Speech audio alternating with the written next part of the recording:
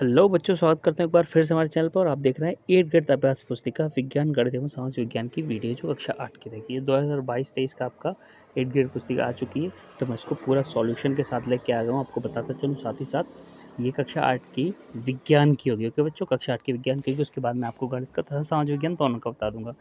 आपको एक बच्चों बता दूँ कि ये पार्ट 1 से लेके आपका लास्ट पार्ट 14 तक, मतलब 16 तक आपको पूरा कंप्लीट इसी वीडियो के पार्ट्स में बना के करा दूंगा पूरा का पूरा। तो कहीं भी जाने की ज़रूरत नहीं पड़ी है।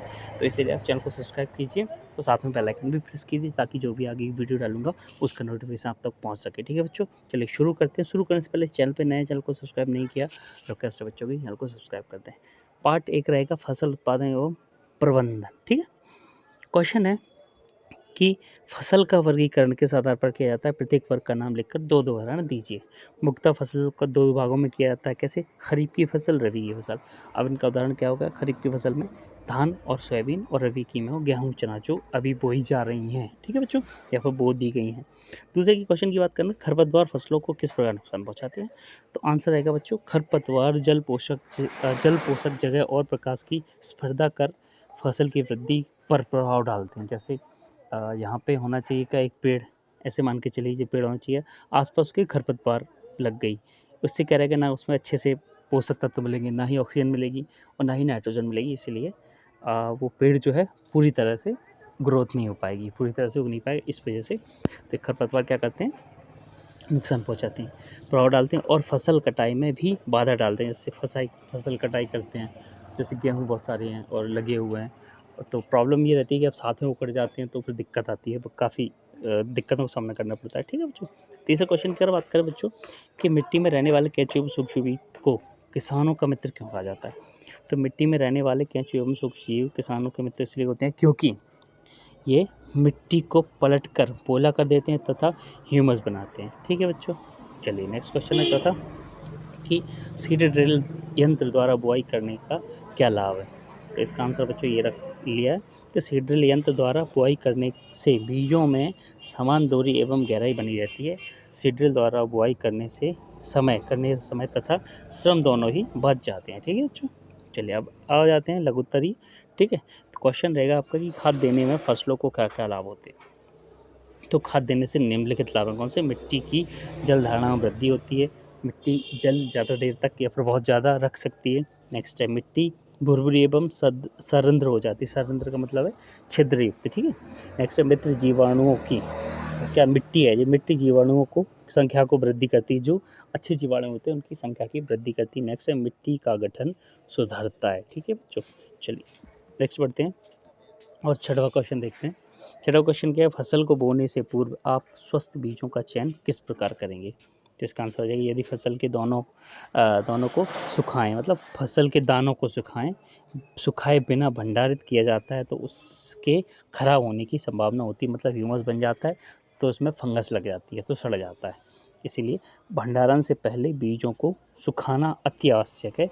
उनकी नमी एकदम क्या हो जाए, उनकी नमी की कमी आ जाए, नमी एकदम खत्म हो जाए, और तो जीवाणुओं से सुरक्षा हो जाती है। ठीक है, चलिए आगे बढ़ते हैं और देखते हैं नेक्स्ट क्वेश्चन। सातवां क्वेश्चन क्या कह रहा है, कि फसल के भंडारण से पूर्व धूप में सुखाना क्यों जरूरी है, जो मैंने आपको बता दिया। ठीक है बच्चों, चलिए ये देख लेते हैं कि उर्वरक एवं खाद में क्या अंतर है। तो उर्वरक की बात करें, ये एक मानव निर्मित है, लेकिन खाद्य ये गोबर से मिल के बनता है, अवशेषों के विघटन से प्राप्त होता है। दूसरा, उर्वरक का उत्पादन फैक्ट्रियों में होता है, उर्वरक का उत्पादन फैक्ट्री में होता है, लेकिन खाद खेतों में बनाई जाती है। ठीक है, नेक्स्ट, उर्वरक से मिट्टी को ह्यूमस प्राप्त नहीं होता, बट खाद से मिट्टी को ह्यूमस प्रचुर मात्रा में प्राप्त होता है। उर्वरक में नाइट्रोजन, फास्फोरस तथा पोटेशियम की प्रचुर मात्रा होती है, परंतु इसमें पोषक तत्व जो होते हैं थोड़े कम होते हैं, तुलना में कम होते हैं। ठीक है, खाद में, मतलब अपनी ये खाद में, उर्वरक से।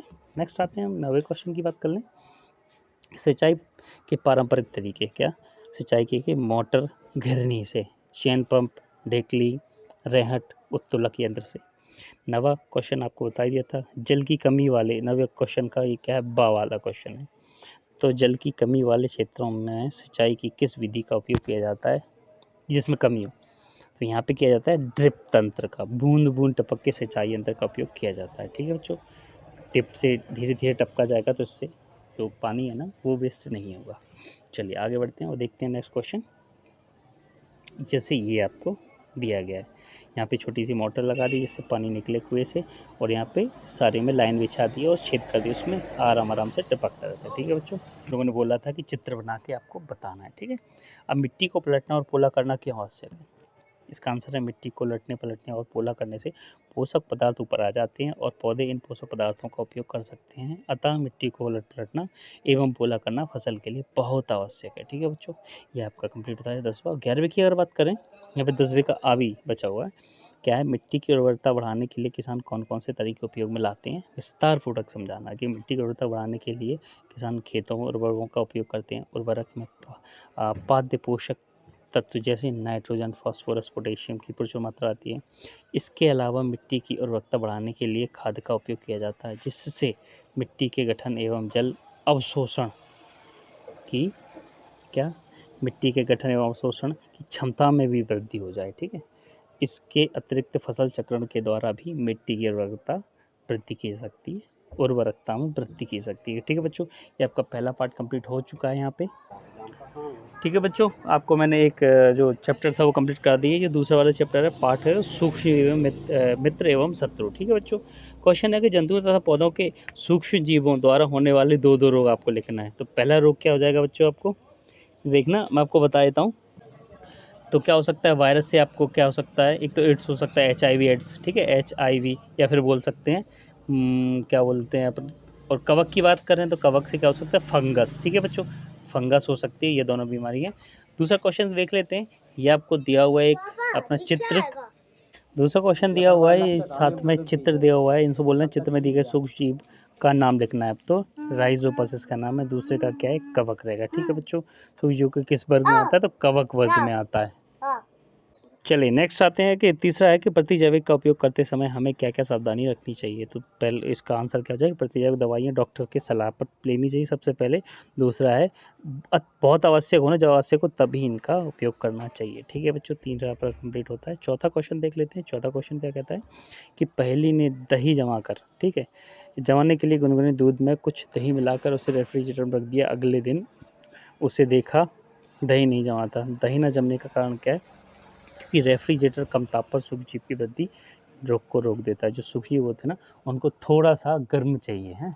अगर आपको 37 डिग्री भी चल जाएगा और 30 तक भी चल जाएगा, तो थोड़ा गर्मी रहेगी ना, तो क्या है, वो बन जाते हैं बैक्टीरियाज और उनको जमा देते हैं, लैक्टोबैसिलस, जी आपने सामने सुना होगा। नेक्स्ट है उत्तरी की बात करते हैं ना, मित्रवत सूक्ष्म क्या होते हैं, सूक्ष्मजीव क्या होते हैं, इनके उपयोग की सूचीबद्ध करें।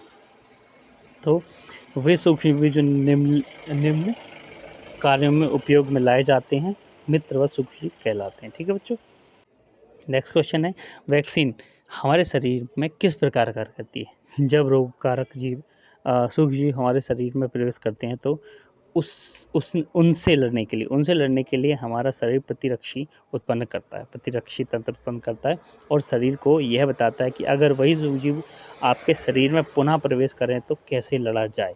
ठीक है बच्चों, ऐसे वैक्सीन हमारी काम करती है, जैसे कोरोना वैक्सीन काम करी है कोरोना के अगेंस्ट, कोविड के अगेंस्ट। अब बच्चों आते हैं 7वें क्वेश्चन पर। पहली ने आधा किलो आटा लेकर उसे थोड़ी सी चीनी डालकर गर्म जल में जल मिलाए एवं चुटकी ईस्ट पाउडर मिलाकर गूंथ दिया। 2 घंटे पश्चात उसने देखा कि आटा फूल गया। पहली के निम्न प्रश्नों के उत्तर देने में मदद कीजिए। तो क्वेश्चन है कि आटे के फूलने में ईस्ट किस प्रकार सहायता करता है? ईस्ट श्वसन के दौरान कार्बन डाइऑक्साइड उत्पादित करते हैं और आटा फूल जाता है। दूसरा, ईस्ट का उपयोग किस उद्योग में किया जाता है? ब्रेड बनाने, जैम ब्रेड टाइप से ईस्ट का उपयोग बेकिंग उद्योग में किया जाता है, जैसे ब्रेड बनाने में। नेक्स्ट है, क्या इडली व डोसा बनाने में ईस्ट का उपयोग किया जाता है? जी हाँ, इडली और डोसा बनाने में उपयोग किया जाता है। ठीक है बच्चों, 8वें क्वेश्चन की बात कर लेते हैं। साधारण नमक का परिरक्षक के रूप में उपयोग करते हैं, क्यों? जीवाणु की वृद्धि रोकने के लिए साधारण नमक को परिरक्षक के रूप में उपयोग करते हैं। ठीक है बच्चों, चलिए आगे बढ़ते हैं, नेक्स्ट क्वेश्चन देखते हैं। अब क्वेश्चन आता है कि नाइट्रोजन चक्र को आरेख द्वारा प्रदर्शित करना है आपको। ठीक है, चलिए बना देते हैं, दिखा देते हैं आपको। ये आपका नाइट्रोजन चक्र रहा। ठीक है बच्चों, इसका स्क्रीनशॉट ले लें या फिर आप गूगल पे जाएं और नाइट्रोजन चक्र डालेंगे तो आपको काफ़ी सारी फोटो या पिक्स मिल जाएंगी। ठीक है बच्चों, वहाँ से आप चेक कर सकते हैं सारी चीज़ें। ठीक है, नेक्स्ट क्वेश्चन देख लेते हैं हम। क्वेश्चन आपका रहेगा, मनुष्य में सूक्ष्मजीवों द्वारा होने वाले सामान्य रोगजनक सूक्ष्मजीव तथा रोग से बचाव के उपयोग आपको लिखना है। मानव रोगजनक सूचकी और बचाव के उपाय। ये आपको क्या करना है, क्षय रोग जीवाणु, ठीक है। क्षय रोग कैसे होता है, जीवाणु से होता है। हम क्षय रोग किसे कहते हैं, टीवी को, तपेदिक को क्षय रोग बोला जाता है, ठीक है। ये कैसे होता है, ट्यूबरक्लोसिस से, ठीक है। ये टीवी है ना, ट्यूबरक्लोसिस उससे होता है। चलिए आगे देख लेते हैं क्वेश्चन। जी आपको वहाँ पे कंप्लीट होता है वो वाला पार्ट। चलिए आते हैं पार्ट 5 की बात करते हैं बच्चों। पार्ट 5 इसलिए क्योंकि 3 और 4 हटा दिए गए हैं। नेक्स्ट है 5वां पार्ट है कोयला एवं पेट्रोलियम, ठीक है बच्चों। इसी में आपको ये वाला 5 पार्ट भी बता देता हूँ, उसके बाद हम वीडियो को समाप्त कर देंगे। अगले पार्ट में अगले पार्ट को कंप्लीट कराएंगे, ठीक है। नेक्स्ट क्वेश्चन है कि समाप्त होने वाले तथा अक्षय प्राकृतिक संसाधनों का वर्गीकरण कीजिए। समाप्त होने वाले क्या है, पानी, वन, वन्यजीव, कोयला। अक्षय प्राकृतिक संसाधन क्या है, सूर्य का प्रकाश हमेशा जो रहेगा, और साथ ही साथ वायु, ठीक है। नेक्स्ट है कार्बनीकरण क्या होते हैं, तो इसका क्या है आंसर, मृत वनस्पति के धीमे प्रक्रम द्वारा कोयले में परिवर्तन की प्रक्रिया को कार्बनीकरण कहते हैं। क्वेश्चन है भारत में प्राकृतिक गैस कहाँ कहाँ पाई जाती है, तो भारत में प्राकृतिक गैस पाई जाती है त्रिपुरा, राजस्थान, महाराष्ट्र, कृष्णा गोदावरी डेल्टा में पाई जाती है। नेक्स्ट आता है चौथा कि मौत या कपड़े को खराब करने वाला कीड़ा और अन्य कीड़ों को भगाने हेतु आने वाली क्या होती है, भगाने हेतु प्रयोग में आने वाली नेपथलीन की गोलियां कोयले के किस उत्पाद से प्राप्त की जाती हैं, ठीक है। तो इसका क्या आंसर आ जाएगा बच्चों, कि नेपथलीन की गोलियां कोल तार से बनाई जाती हैं, सड़क बनाने में जिसका यूज़ होता है तथा छत बनाने में यूज़ होता है, ठीक है बच्चों। चलिए आगे बढ़ते हैं। अब आते हैं क्वेश्चन, सीएनजी का पूरा नाम क्या है, तो कंप्रेस्ड नेचुरल गैस, ठीक है। कंप्रेस्ड नेचुरल गैस इसका आंसर। लघुत्तर की बात कर लेते हैं, हमारे दैनिक जीवन में प्राकृतिक गैस का क्या महत्व है, तो दैनिक जीवन में प्राकृतिक गैस का उपयोग परिवहन में फ्यूल के रूप में किया जाता है, ठीक है बच्चों। इसका आंसर ये हो गया। छठवां देख लेते हैं हम इसका, कि जीवाश्म ईंधन की उपलब्धता लंबे समय तक किस प्रकार रख सकते हैं, तो इसका आंसर है जीवाश्म ईंधन की आवश्यकता लंबे समय तक रखना है तो जब हम जीवाश्म ईंधन की क्या करते हैं, इसका निम्नता आवश्यकता होती है, मतलब जब ईंधन की बहुत ज़्यादा आवश्यकता होती है तब उपयोग करें, ठीक है। तभी हम इसको बचाव कर सकते हैं। साथ ही ये बात करें पेट्रोलियम के विभिन्न घटकों के नाम तथा उनके उपयोग की सूची, मतलब सूचीबद्ध करें, सूची लिखें। संघटक क्या है, एलपीजी, घरों में उपयोग में ईंधन में लाई जाने वाली सूची और संघटक और उपयोग है। पेट्रोल मोटर गाड़ी में यूज़ करें, मिट्टी का तेल स्टोव लैंप आदि जलाने में, ठीक है बच्चों। चलिए आठवें की बात कर लेते हैं। पेट्रोलियम और प्राकृतिक गैस के भंडारों को दर्शाता हुआ एक चित्र बनाना है आपको, तो आपका चित्र ही है, ठीक है। ऐसा आप बना सकते हैं, जैसे इसमें दिवस का स्क्रीनशॉट ले लें, या फिर आप इसको अपने फेयर फ्रेस्टर में आपको इसको बिल्कुल एग्जैक्ट जैसे मैंने आपको बताया वैसे आप उसको लिख लें, ठीक है। आगे बढ़ते हैं, नेक्स्ट क्वेश्चन देखते हैं। क्वेश्चन है कि पेट्रोलियम निर्माण के प्रक्रम को समझाइए, तो पेट्रोलियम का निर्माण समुद्री जीव जंतु के मृत अवशेषों से होता है। ये जीव मृत होकर समुद्र के तली में बैठ जाते हैं, ठीक है, और मिट्टी और रेत द्वारा ढक जाते हैं। लाखों वर्षों में वायु की अनुपस्थिति, उच्च ताप पर दाब के कारण पेट्रोलियम और प्राकृतिक गैस में बदल जाते हैं, ठीक है। कौन बदल जाते हैं, पुराने जो सूक्ष्म जीव हैं, पुराने बड़े बड़े जीव हैं, मर जाते हैं, पेड़ पौधे नीचे गिर जाते हैं, गल के ऐसा हो जाता है, ठीक है। नेक्स्ट आता है कि भारत में पेट्रोलियम संरक्षण अनुसंधान पीसीआर एक गाड़ी चलाते समय पेट्रोल डीजल बचाने हेतु लोगों ने क्या क्या सलाह दी है। उन्होंने क्या क्या कहा है कि जब भी हम गाड़ी या मोटरसाइकिल या बाइक चलाएं या फिर कार चलाएं या ट्रक चलाएं तो क्या क्या सावधानी रखना चाहिए, ठीक है। कैसे बनाएंगे, गाड़ी को सामान्य और मध्यम गति से चलाएं ताकि पेट्रोल जो है ज़्यादा ना उड़े। नेक्स्ट है यातायात लाइटों पर जब आपको प्रतीक्षा करनी हो तो गाड़ी बंद कर दें। नेक्स्ट टायरों का दबाव सही रखें। टायरों में हवा बहुत ज़रूरी है, अच्छी होना। अगर टायर में हवा अच्छी होगी ना तो थोड़ी रफ्तार से भी चलेगी और कम डीजल या पेट्रोल खाएगी, ठीक है। नेक्स्ट है गाड़ी के नियमित रख रखाव से, मतलब इसका जो शोरूम पे ले जाके हम वो करते हैं ना सर्विसेज, तो सर्विसेज का ज़रूर ध्यान रखें गाड़ियों का, ठीक है बच्चों। तो वीडियो यहीं समाप्त होती है। अगली वीडियो में अगला पार्ट कंप्लीट कराऊंगा, ठीक है बच्चों। वीडियो पसंद है तो लाइक ज़रूर करें, साथ में चैनल को सब्सक्राइब कर दें, ये मेरी रिक्वेस्ट है बच्चों। चलिए मिलता हूँ अगली वीडियो में, धन्यवाद।